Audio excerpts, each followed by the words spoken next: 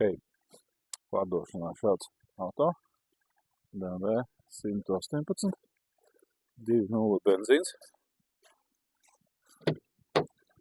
mehāniskā karva ar šādu interesantu pelēkas krāsas ādas salonu.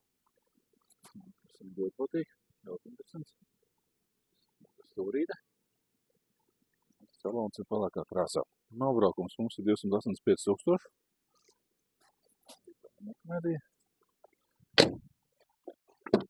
Un aizmēr izstāst šādi.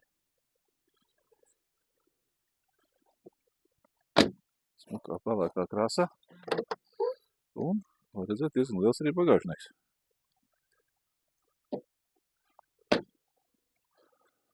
Sāni izstāst šādi. Smukiem lietiem diskiem.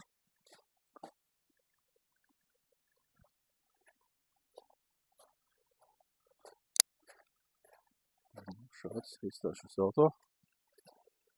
Kaut kāda varbūt neliela defektiņa. Bet no kopumā izstāst ļoti labi. Ļoti labā stāvoklī, kā es minēju. Un auto ir atrasts no Holandas. Tā kā, ja patīk šāds auto, benzīns, mehānika, 2.0. Tā kā brauc ciemos, ņem ciet.